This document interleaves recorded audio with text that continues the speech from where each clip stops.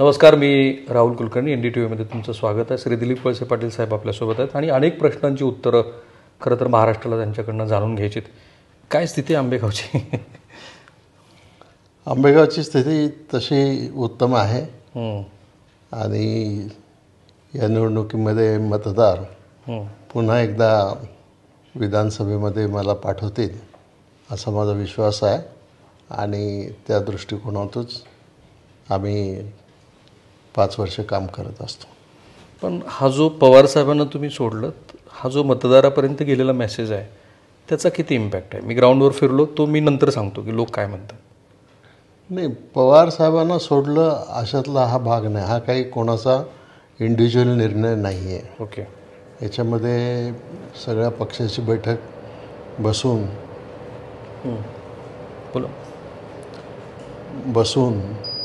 सगळ्यांनी घेतलेला हा सामुदायिक निर्णय आहे आणि त्यातले काही लोक परत गेले, काही लोक आले नाही. पण 42 लोकांनी त्याच्यामध्ये या सरकारमध्ये जायचं, पक्ष सोडलेला नाही. तुम्ही त्या पहिल्या मिटिंगबद्दल बोलताय की ज्या 52 तुम्ही लोक एकत्रित खाला, ते खरं आहे? हो. तुम्ही सगळे एकत्रित बसला होता? होय. ज्यावेळेला एकनाथ शिंदे हे गुवाहाटीला गेले तेव्हा तुम्ही सगळे एकत्रित बसला होता? हो. त्याच्यानंतर म्हणजे ते गेल्यानंतर नाही, पण म्हणजे ते गेले तेव्हाच नाही, पण त्याच्यानंतर आम्ही एकत्र बसलो होतो. ते पण अजितदादाचे आर्ग्युमेंट, कारण हा प्रचाराचा भाग आहे म्हणून अजितदादा असं म्हणतात की जेव्हा एकनाथ शिंदे हे गुवाहाटीला गेले होते तर तुम्ही सगळे लोक एकत्रित बसला होतात. त्याच्यात श्री जयंत पाटील होते, रोहित पवार होते आणि तुमचं कॉन्शियसली युनानिमसली असं ठरलं होतं की आपण ह्या सरकारमध्ये सहभागी व्हायचं. हो, अतिशय बरोबर आहे की आम्ही सगळेजण एकत्र बसलो होतो आणि सरकारमध्ये सामील व्हायचं. परंतु शाहू फुले आंबेडकर ही जी आमची विचारधारा आहे ती विचारधारा कायम ठेवून, त्याच्यावर श्रद्धा ठेवून, कुठल्याही प्रकारे दुसऱ्या कुठल्या पक्षामध्ये न जाता आपण सरकारमध्ये सामील व्हायचं, हा निर्णय त्या बैठकीत झाला होता. पण मग चुकलं कुठं? मग हे जयंतराव, रोहित पवार ही सगळी मंडळी बाजूला कशी राहिली? मग काही लोकांनी पुनर्विचार केला असेल आणि पुनर्विचार करून मग त्यांनी आपली पूर्वीची भूमिका बदलली आणि त्याच्यामुळं मग ते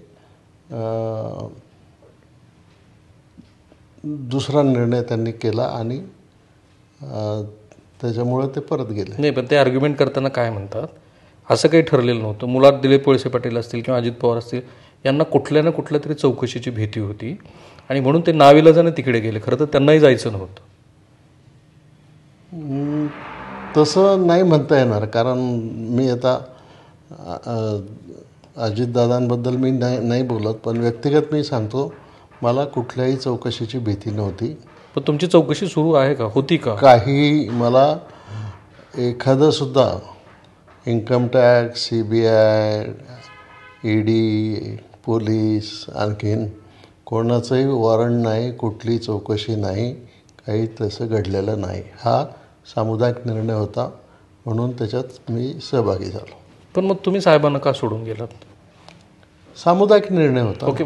तुम्ही सगळ्यांनी मिळून कॉन्शियसली निर्णय घेतला होता की आपल्या मतदारसंघातले काही शिल्लक प्रश्न आहेत आणि माझ्या मतदारसंघात विशेष करून पाण्याचे प्रश्न जास्त आहेत आणि ते पाण्याचे प्रश्न सोडवणं माझ्या दृष्टीने महत्त्वाचं होतं. आता ती एक लंबी स्टोरी आहे, तितका वेळ नाही आपल्याकडे.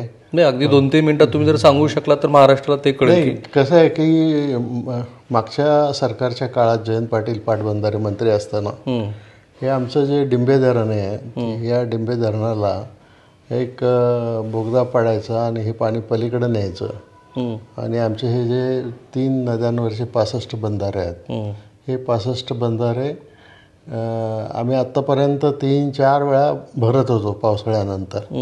परंतु आता त्यांनी एक निर्णय घेतला होता की एकदा तुम्हाला फक्त पावसाचंच पाणी मिळेल, नंतर दुसऱ्यांदा तिसऱ्यांदा तुम्हाला बंधारे भरून मिळणार नाहीत.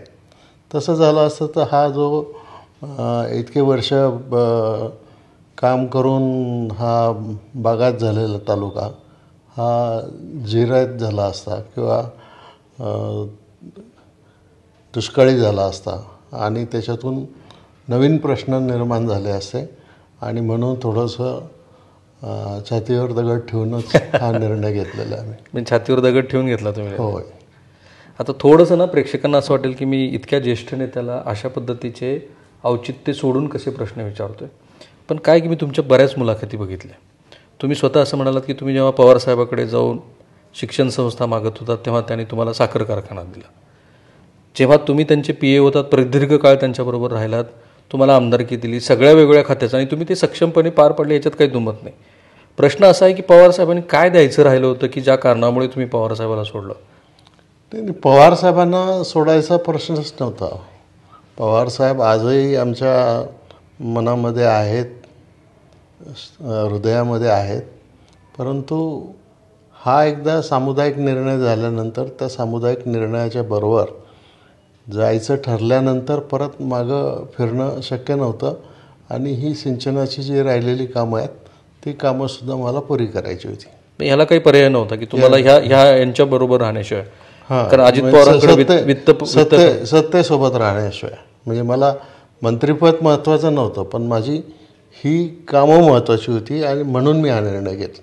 पण तुम्ही हा निर्णय घेण्याआधी जे इतरांनी केलं तसं पवारसाहेबांना जाऊन भेटलात, त्यांना सांगितलं की माझी ही अडचण आहे म्हणून?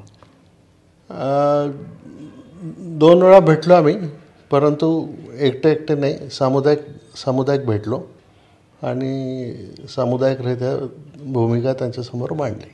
सामुदायिक म्हणजे 5-6 जण होता तुम्ही? आम्ही 9-10 जण होतो. मी हा प्रश्न सर यासाठी विचारला की अजित पवार साहेबांचं काय म्हणणं आहे की आम्ही सगळ्यांनी त्यांना कन्व्हिन्स केलं होतं, ते कन्व्हिन्स पण झाले होते, प्रत्यक्षात त्यांनी राजीनामा दिला त्या पुस्तक प्रकाशनाच्या सोहळ्यात, तुम्हाला माहिती आहे. अचानक अशी काहीतरी गोष्ट घडली की आम्ही सगळे तोंडघशी पडलो. हे बरोबर आहे? हे बरोबर. पवार साहेबांनी तुम्हाला एक प्रकारे तोंडघशी पाडलं आधी? नाही, पवार साहेबांनी तोंडघशी पाडलं असं नाही. तर आम्ही सगळेजण भेटलो होतो, त्यांना कन्व्हिन्स करायचा प्रयत्न केला होता. त्यांनी वेळ मागितला, एकदा नाही 2दा वेळ मागितला आणि शेवटी त्यांनी त्यांचा निर्णय दिला. पण तोपर्यंत इकडं अजितदादा, प्रफुल्ल पटेल BJPच्या वरिष्ठ नेत्यांशी बोलत होते आणि आता एकदा बोलून कमिटमेंट केल्यानंतर मग बदलणं शक्य नव्हतं आणि म्हणून त्यांना बदलता आलं नाही, आम्हाला कोणालाच बदलता आलं नाही. आत्ता मी सांगतो की मी जेव्हा यांच्या मतदारसंघामध्ये आत्ता फिरलो तर लोक श्री वळसे पाटील यांच्यावरती अत्यंत सकारात्मक पद्धतीनं बोलतात हे मला जाणवलं. आणि हा रॅन्डम सर्वे होता, कारण आमचा जो नो फिल्टर नो एडिट हा जो भाग सध्या सुरू आहे त्यात आपण बारामतीपासून ते सगळ्या मतदारसंघात ठेवतोय. श्री वळसे पाटील यांनी जलसिंचनाची काय कामं केली त्याबद्दल लोक सकारात्मक पद्धतीनं बोलताना मला दिसले.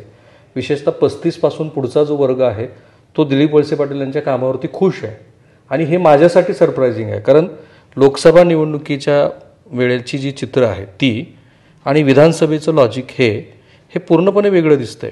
तर ह्याचं तुम्ही विश्लेषण कसं करता हा एक प्रश्न. आणि दुसरा प्रश्न असा की तरुण मुलं मात्र तुमच्यावरती भयंकर नाराज आहेत.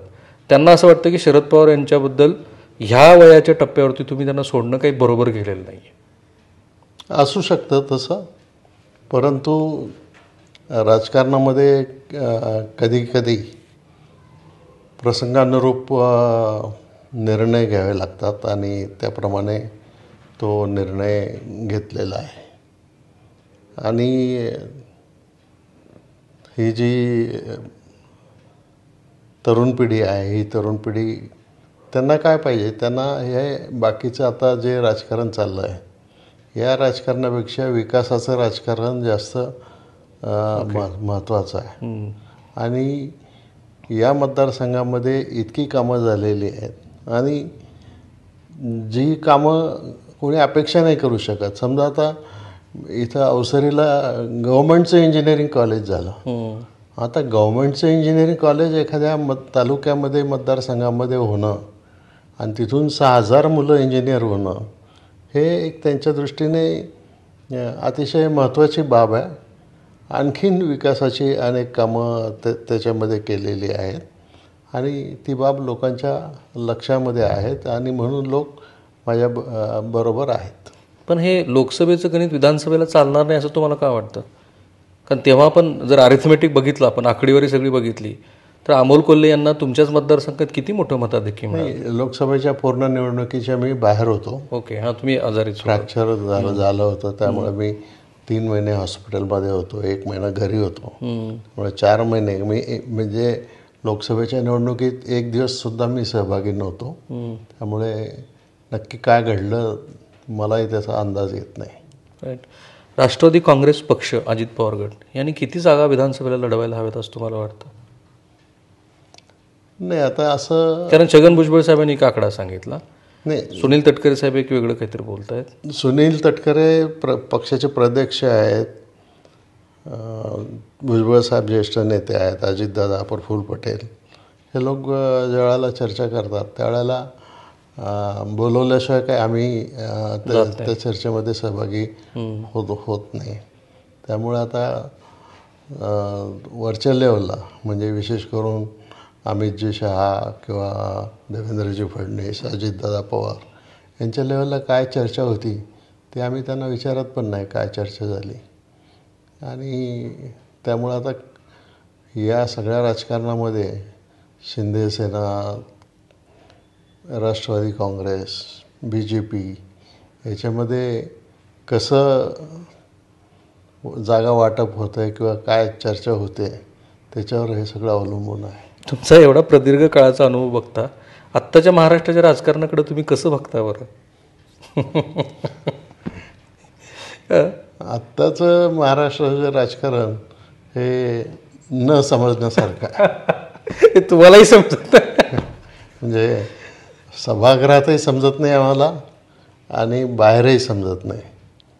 त्यामुळं त्याच्यावर न बोललेलं बरं. पण मी तुम्हाला ना सभागृहामध्ये एरवी तुम्ही फार शांतपणे आणि यथोचित अशी उत्तरं देता, पण गृहमंत्री म्हणून तुमची झालेली अडचण मी अनेक वेळेला बघितलेली आहे.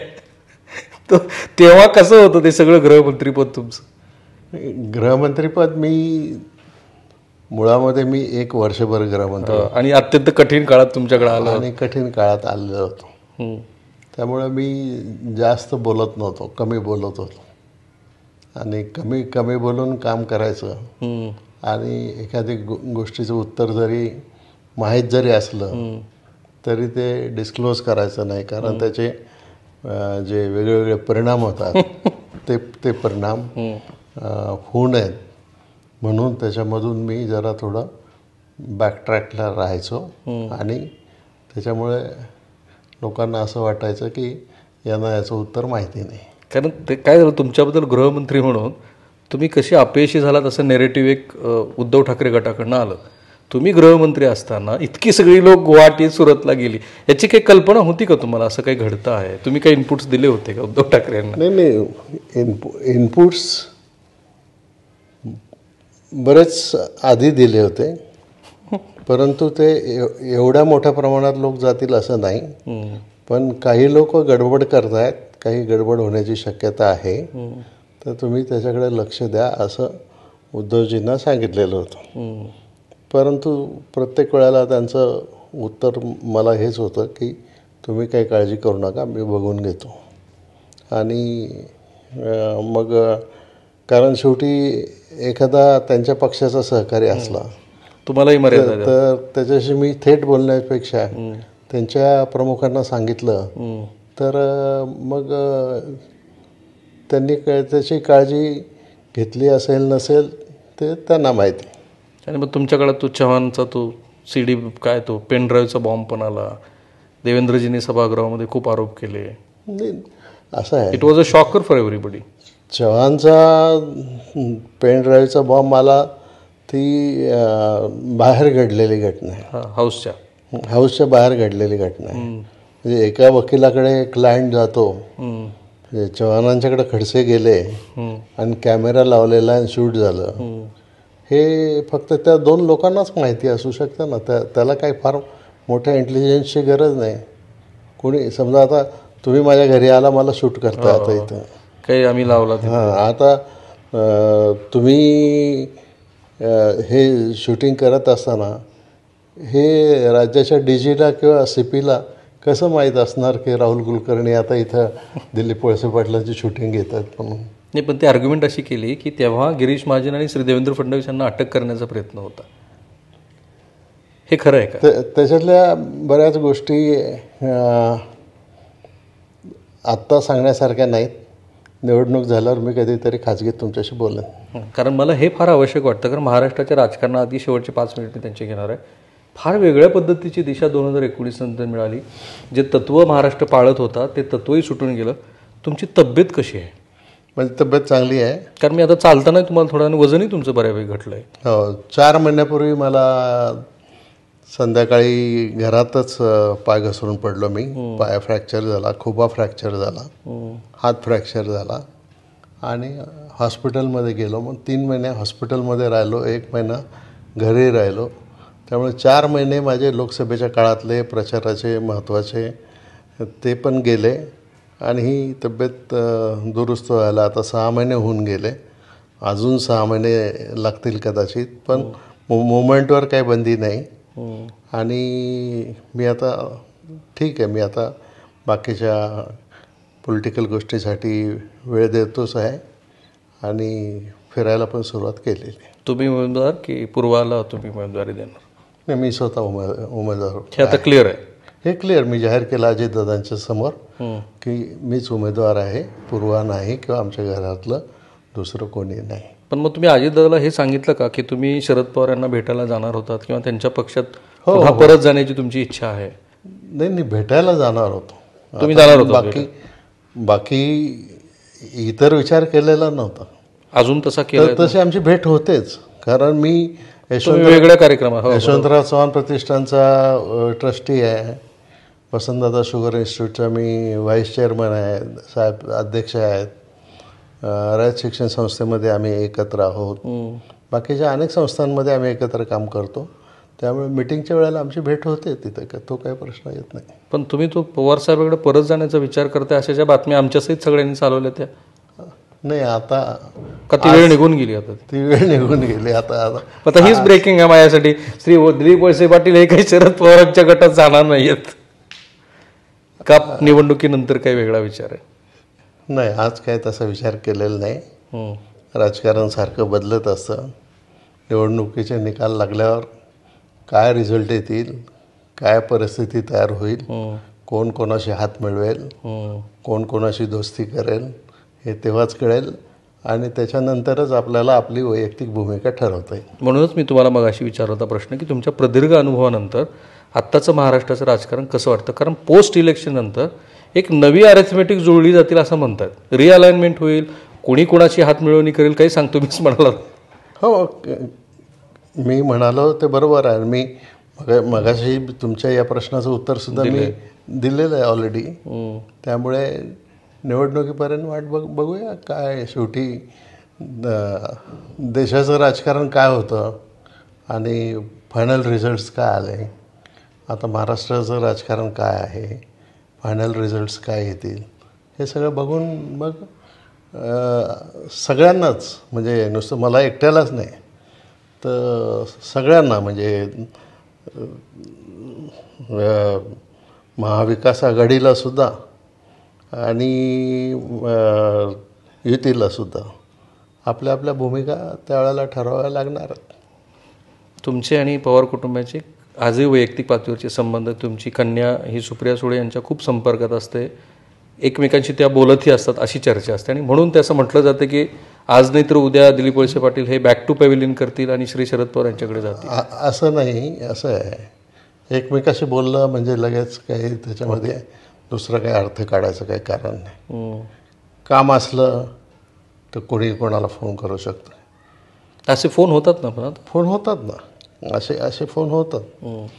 आणि पवारसाहेबांचं तर हे आहे ना की पहिल्यापासून त्यांच्याकडं जो माणूस येईल तो कोणी का असे ना, त्याच्यासाठी फोन करणं, त्याला मदत करणं ही त्यांची भूमिका आहे. आणि साधारणतः आमची पण तीच भूमिका आहे. कोणी आलेली व्यक्ती ती कुठल्या पक्षाची असली तरी तिला मदत करायची. फार इमॅच्युअर प्रश्न आहे माझा. पण पवारसाहेबांनी कधी तुम्हाला असं म्हटलं नाही की तुम्ही हा निर्णय का घेतला? मी व्यक्तिशः तुमची 1 to 1 केव्हा झाली तेव्हा? नाही, त्यांनी तसं काही विचारलं नाही मला. त्यांनी म्हणजे आम्ही जेव्हा मीटिंगमध्ये भेटतो तेव्हा राजकारणाचं काही बोलत नाही. शेवटचा प्रश्न, तुमच्या पक्षासाठी, महायुतीसाठी ही लढाई अत्यंत कठीण आहे. हो. कारण महाविकास आघाडीच्या बाजूनं काही प्रमाणामध्ये जनमत आजही कायम आहे.